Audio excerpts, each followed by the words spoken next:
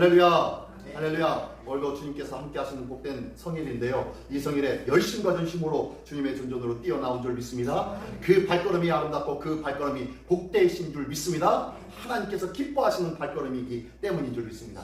이제 가을이 되었습니다. 많은 사람들이 들로 산으로 가지요. 특히 유행하는 것이 이쯤 되어지면 산마다 뭐가 일어나요?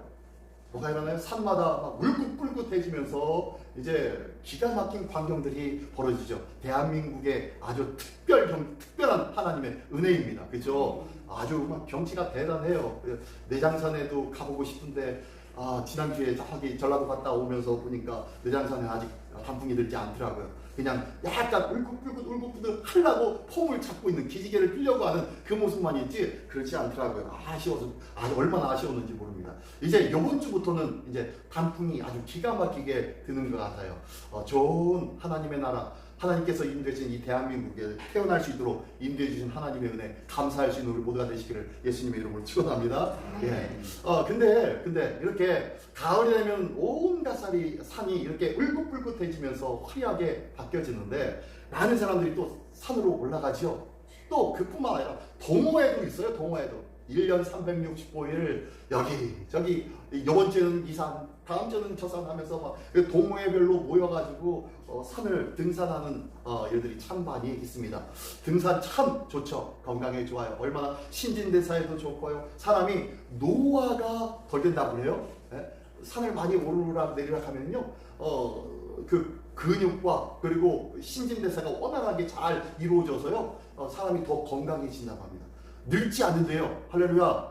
많이 등산하시기 바랍니다. 아이고 뭔 소리요. 이제 동네 우리 집 계단도 못 올라가요 라고 하시는 분도 있겠지만, 아무튼 등산이 이렇게 좋은 거예요. 그죠? 하나님의 산에 오르는 것 또한 기가 막힌 은혜의 일들인 줄 믿습니다. 자, 이 등산이 좋긴 좋은데 문제는 그렇습니다. 지난번에 보니까요, 2024년도 어느 논설 문을 봤는데요. 논설에 이런 내용이 있더라고요. 무슨 내용이냐면은 가을 단풍의 열풍으로 등산과 산악 동호회가 인기가 있습니다. 등산은 건강을 위해 얼마나 많이 강조되고 건강을 지킬 수 있는 훌륭한 취미인지 모릅니다. 그런데 남녀 혼성 산악회의 99.9%는 불륜이라고 할 정도로 등산은 여전히 불륜의 온상지로 꼬리표를 이어지고 있습니다. 결국 가정이 있는 집안이라면 최악 이혼까지 치닫게 되는 경우가 너무도 허다합니다. 라고 하면서 이런 이야기입니다. 등산은 참 좋은 건데, 이 참 좋은 것을 어떻게 해요? 아주 육적인 쾌락으로 바꾸어서 죄된 일들로 행하게 만드네요. 근데요, 이 등산뿐만 아니에요. 지난번에 우리 아들하고 그다음에 우리 사모하고 저하고 저녁 때 너무 운동을 안 하니까 한 번쯤 저기 한강 공원까지 한번 갔다 왔어요.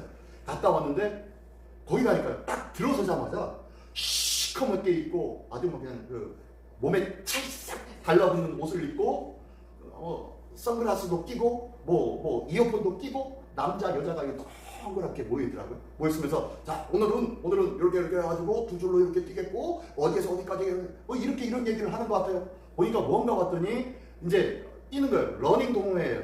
저녁 때마다 무작위로 들어가가지고 여기 러닝 동호회 여기서 며칠 몇 시에 모입니다 라고 공지가 뜨면요, 거기에 무작위로 가고 싶으면 가는 거예요.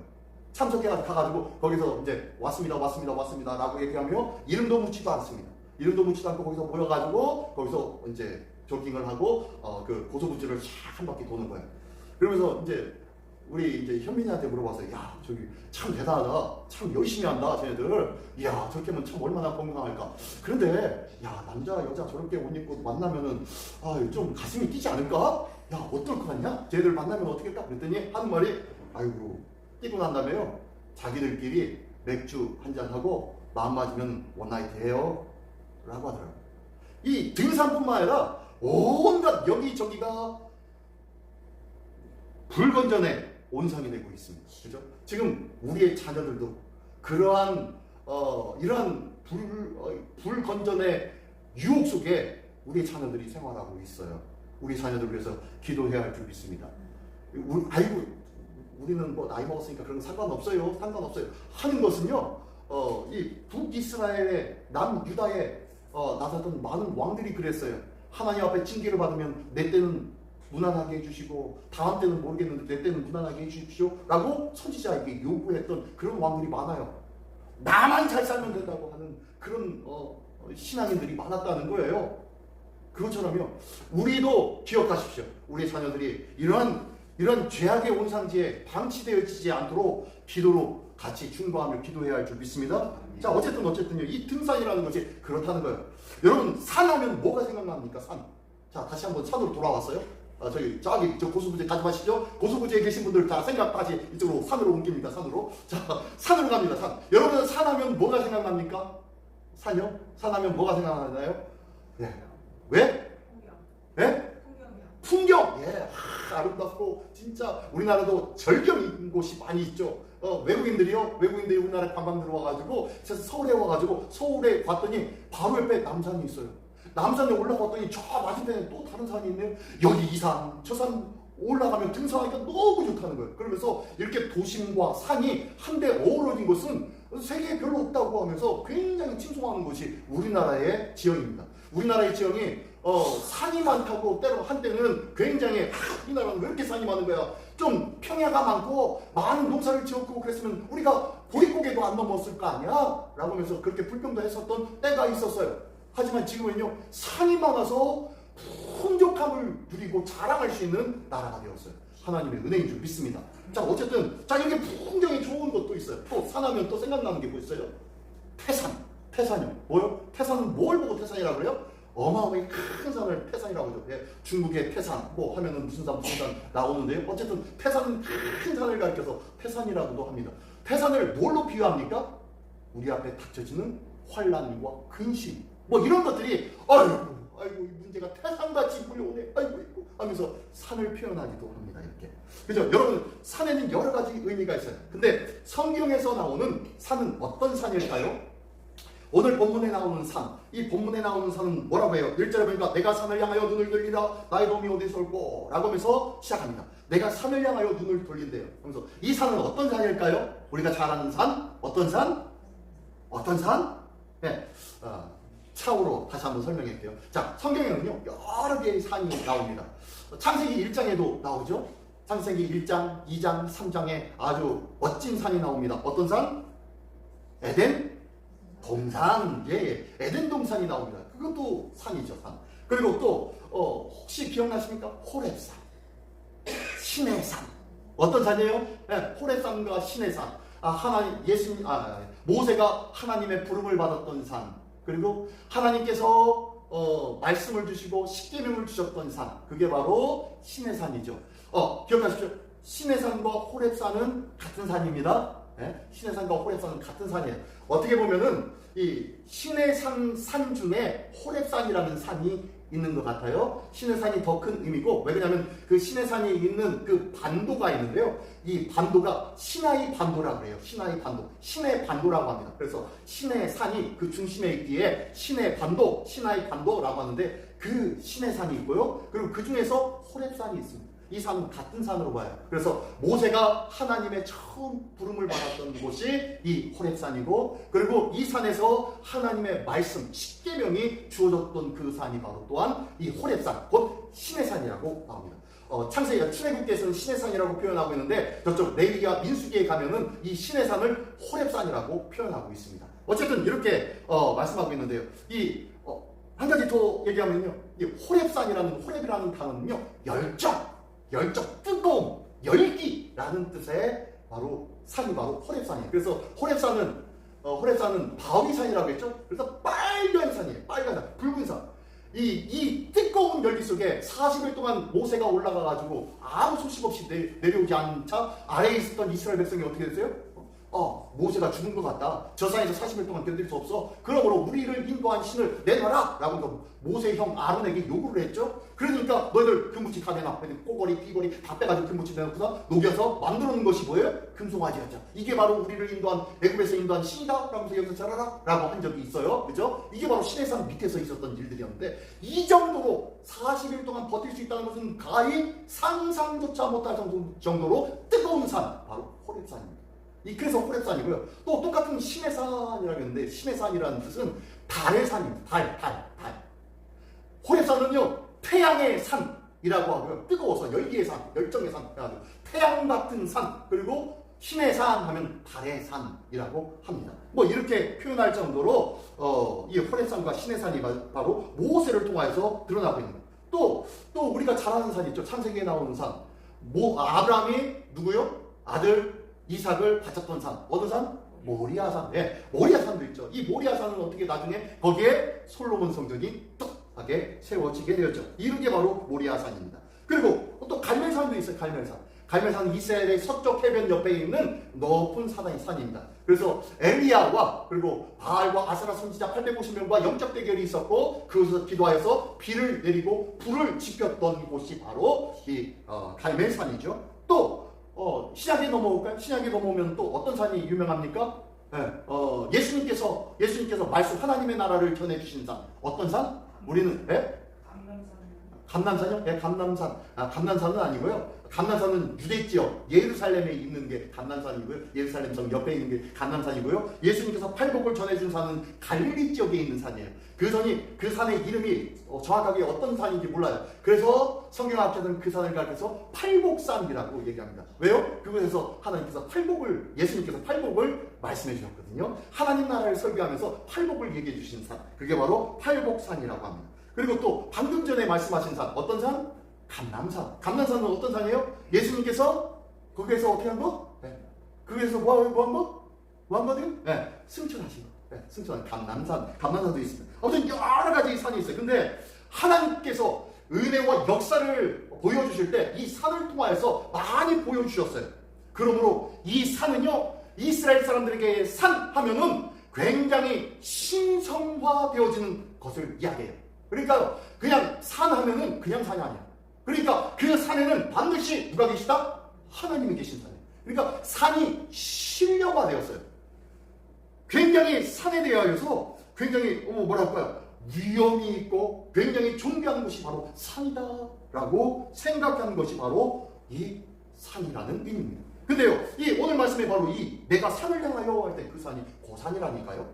자, 아까 얘기한 태산, 문제의 산, 이런 산의 문제, 환란을 이야기할 때 태산이라고 하는데요. 마태복음 17장 20절에는 이렇게 얘기합니다. 일세 너의 믿음이 작은 까닭이라 진실로 너에게 이르노니 만일 너에게 믿음이 겨자씨 하나일 만한 만큼 있어도 이 산을 명하여 여기서 저기로 옮겨지라 하면 옮겨질 것이요 또 너희가 못할 것이 없으리라 라고 말씀하셨을 때 여기에 산이 나와요. 산. 예수님께서 너희가 신성화하고 있는 그 산이 때로는 뭐처럼 느껴진다는 거예요? 문제처럼 느껴질 때도 있을 거야. 그래서 이 산을 명하여 여기서 저기로 옮겨지라 명하면 그대로 될 거야 라면서 이 너희가 존귀하게 여기는 그 산보다 더 능력 있는 것이 무엇이다? 믿음의 기도다 라고 강조하고 있는 것이 바로 이 말씀이에요. 그러니까요, 이스라엘 사람들에게는 산은 굉장한 위험이 있고 큰 태산과 같은 굉장한 산이 바로 이 산의 의미입니다. 오늘 본문의 말씀 1절 바로 위에 가로치고 작은 글씨로 뭐라고 나와 있죠? 성전에 올라가는 노래라고. 성전에 올라가기 전에 부르면서 성전을 향하는 기쁨과 감격에 찬 모습으로 부르는 찬양이 이 찬양이구나 라고 하는데요. 아니, 그렇지 않습니다. 앞에 있는 120편의 말씀부터 성전에 올라가는 노래가 쭉 나오고 있는데요. 이 노래는 언제 쓰여진 거냐면 바벨론 포로 생활 때 쓰여진 거예요.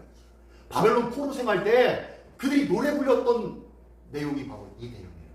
다시 한번 얘기하면 내가 산을 향하여 눈을 들리라 나의 도움이 어디서 올까? 그럴 때 이 산은 그들이 이야기하고 그들이 상상하는 그 위험이 있고 대단한 산이었어요. 그 산이 어디였을까요?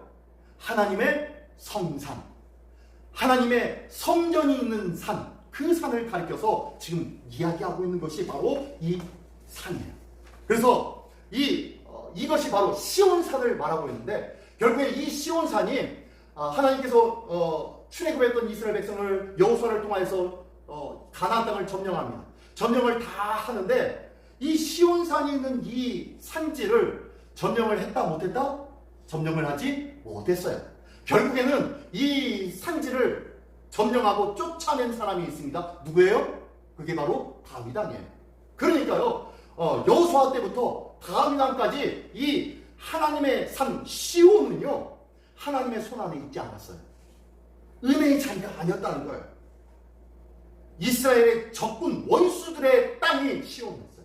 근데 결국에는 이 다윗 왕 때에 이 땅을 점령하고 이 땅에 뭘 세워요? 네, 성전을 세웁니다. 근데 성전을 곧바로 세우나요? 아니요, 성전을 못 세웠죠. 결국에는 다윗의 성소만 세우고 하나님께서 아니야, 너는 피를 많이 흘렸어. 안 돼. 네 후손을 통하여, 네 자손을 통하여서 나의 성전이 세워질 거야 라고 말씀하셨거든요.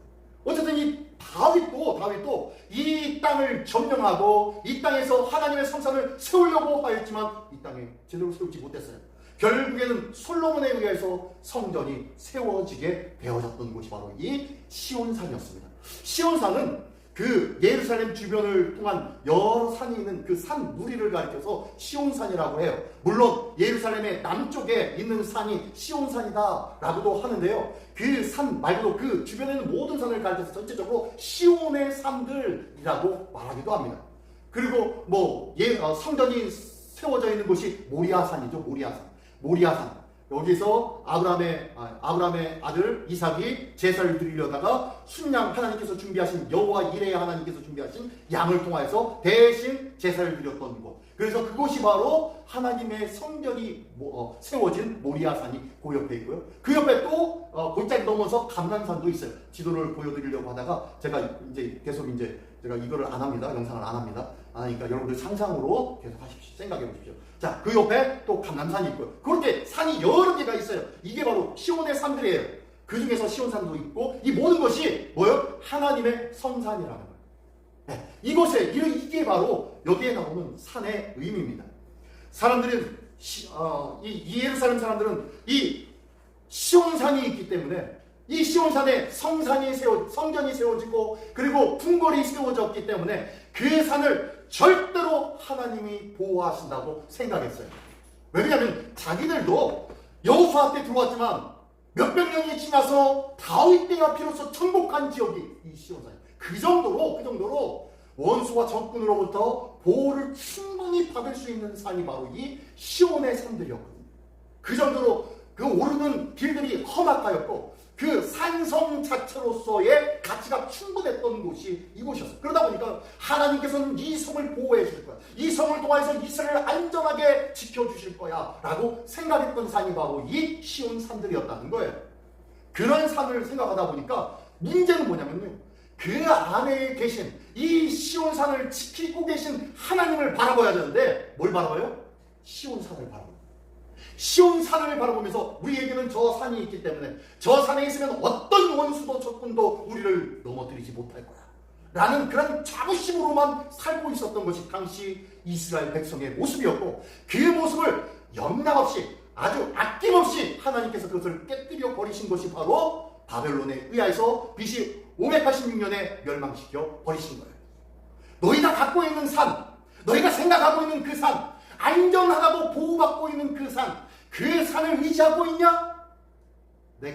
너희가 생각하고 있는 그 산을 내가 완전히 깨뜨려 버린 거야 라고 하면서 깨뜨려 버린 거야. 그래서 결국에는 그들이 어떻게 됩니까? 바벨론으로 모두 다 포로로 잡혀가지. 바벨론에 처앉아서 땅을 치며 통곡하며 다시 한번 생각해 보니까 그 성산이 얼마나 귀했던가. 그 성산을 바라보며 우리의 도움이 저 산이다, 우리의 도움이 저 산이다 노래 부르고 있었는데, 나의 도움이 저 산 어디에서 올까? 저 산이 나를 도와줄 줄 알았는데 저 산이 아니라 그 안에서 나를 만나고자 기다리고 계신 하나님이 나를 보호하시는 줄 내가 알지 못했구나. 나의 도움이 저 산이 아니라 저기 계신 하나님인데 내가 깨닫지 못하였구나 고백하는 찬양이 바로 시편 121편의 말씀입니다. 다시 한번 읽어드릴게요. 내가 산을 향하여 눈을 들리라. 나의 도움이 어디서 올까? 나의 도움은 산이 아니라 천지를 지으신 여호와께로다 라고 고백하는 찬양이 이 찬양이에요. 얼마나 기가 막힙니다. 우리는요, 우리가 신앙생활을 한다고 하지만 때로는 산과 같은 그 산을 의지하는 신앙생활을 할 때가 많이 있다는 거예요. 내가 산과 같은 그것을 누리고 그리고 유지할 때 얼마나 당당합니까? 얼마나 대단합니까? 내가 하나님을 믿으니까 하나님께 내게 복을 주셔서 내게 은혜를 주셔서 나를 지키시고 나를 풍성하게 하시고 나를 세상 가운데 높이 올리셨단다. 그래서 나는 좋은 대학도 갔고 나는 좋은 회사에 취직했고 내 사업이 번창하게 되었고 나는 이렇게 세상 앞에서도 당당한 하나님의 사람이 되었어 라고 자랑을 하기 시작한다는 거예요. 과거에 제가 부흥사를 별로 싫어했다고 했죠. 지금은 아닙니다. 왜 그러냐면요, 왜냐면 그 모든 신앙의 결과를 보여주는 지표가 뭐냐면 너 얼마만큼 잘 살아? 너 잘 살면 복 받은 거고 못 살면 저주 받은 거야 라는 쪽으로 계속 말씀을 이어갔기 때문에 사람들이 내가 돈을 벌어야 내가 세상에서 높은 곳에 올라가 복 받은 자라고 생각한 거예요. 그래서 내가 잘 살아야 교회에서도 인정받아. 내가 세상 앞에서 떵떵거리면서 위험이 있고 그리고 어느 정도 많은 지위를 가지고 있어야 교회에서도 인정받는 사람이 돼 라고 생각하고 있는 거예요. 이게 뭐예요? 산이에요. 산. 잘못된 산이라는 거예요. 이 잘못된 산에 대한 의식으로 신앙생활하고 있는데 이 산만 있으면 내가 뭐든지 다 할 수 있을 것 같아요. 교회 안에서도 그리고 세상 속에서도 이 산만 있으면 당당해요. 이 산만 의지하면서 살아가는 것이 자랑이 되어지고요. 사람들 앞에 고개를 번쩍 들고 어깨를 확 피면서 살 수 있는 것이 이 산이에요. 이 산만 있으면 된다고 생각한 것이 우리 잘못된 신앙생활들을 이어가는 거예요. 그들이 결국에 어떻게 해요? 바벨론 포로로 갔지요. 바벨론 포로에서 낭만하고 좌장고 주저앉아 있다 보니까 내가 의지했던 그 산이 아니라 그 산에 주관하고 계신 하나님, 그 하나님이 나의 진정한 도움인데 내가 그 도움을 잊어버리고 껍데기가 나의 도움인 줄 알았구나. 산이 아니라 하나님인데 라고 찬양하고 있는 것이 1, 2절의 말씀이라는 거예요. 이 귀한 은혜를 기억하면서 나의 도움은, 나의 산은 어떤 산인지 다시 한번 나의 삶을 돌아보시기 바랍니다. 그리고 보니까 여기 3절부터 8절까지 보면 하나님은 실족하지 않고 지키신다 라고 하면서 지켜주시는 하나님을 얘기하고 있어요. 근데요, 3절의 말씀 보니까 3절의 말씀만 볼게요. 너는 실족하지 아니하게 하시며 너를 지키시니까 졸지 아니하신다 라고 했는데 이건 뭐냐면요, 이스라엘 사람들은 1년에 3차례 하나님의 성산에 올라가야 돼요. 근데 올라가지 못하잖아요. 올라가고 있잖아요. 못 찾아요. 근데 이 하나님의 성산에 올라가고 싶은 마음, 사모하는 마음으로 불려진 찬양이 이 찬양인데요. 이 찬양을 부르면서 내가 하나님의 성산에 오르면 얼마나 좋을까? 바벨론 땅에서부터 예루살렘까지 얼마나 많은 날들이 몇 달을 걸쳐서 갈 수 있는데 그 땅에 가면 얼마나 좋을까? 하나님 나의 발걸음을 지켜서 내 발이 부정하지 않게 해주십시오 라고 얘기하고 있는 거예요. 이게 무슨 소리냐면요, 당시 중동에는요 사람이 장사가 되면 죽게 되어지면요 땅에 묻습니다. 그리고 평토장을 해요. 평토장, 그냥 볼록 우리나라는 볼록 튀어나오게 하는데요, 거기는 평토장을 합니다. 그리고 거기는 묘지입니다라는 것을 표하기 위해서 그 위에다가 횟가루를 뿌려요. 횟가루를 뿌려서 그 위를 좀 딱딱하게 만들고 그리고 거기는 하얗게 만들어서 여기는 밟지 마십시오 라고 합니다. 근데요, 이 묘지가 길가 옆에 많이 있어요.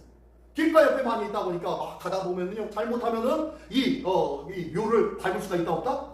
있다는 거예요. 있는데 이 땅에 묻힌 이 송장이 썩었어요. 썩어가지고 물이 찰찰찰 생기기 시작합니다. 근데 그 시신을 밟으면 푹 들어가죠. 이걸 가르쳐서 뭐라고 하냐면 실족이라고. 이게 바로 실족이에요. 왜냐하면 이 시신에 몸이 닿았으니 나는 뭐가 되는 거예요? 부정한 자가 되는 거예요. 부정한 자가 되어서 하나님의 성산에 올라가야 되는데 하나님의 성산에 올라가서 이 유월절과 매추절과 초막절을 지켜야 되는데 일주일씩이면 일주일씩을 지켜야 되는데 이거 부정하면은 일주일 동안 집에 있다가 나와야 돼요. 그러니까 이 절기를 지키지 못하고 돌아와 버립니다. 그러니까 내 발이 실족하지 않는 것, 이것이 하나님 앞에 나갈 수 있는 길이라는 거예요. 그래서 3절에 그렇게 말씀하고 있는 거예요. 오늘 이 자리에 함께한 여러분들, 주님께서 실족지 않게 하심으로 이 자리에 오게 하신 줄 믿습니다. 이게 바로 하나님의 지키심이에요. 하나님께서 나를 실족지 않게 지키시고, 그리고 지키신 자는 졸지도 않고, 그리고 지키시는 내 오른쪽에 그늘이 되어주시며 상하지 않게, 해하지 않게 만들어 주셨대요. 낮에 해가 밤에 달고 너를 상하지 않게 해하지 않게 하였대요.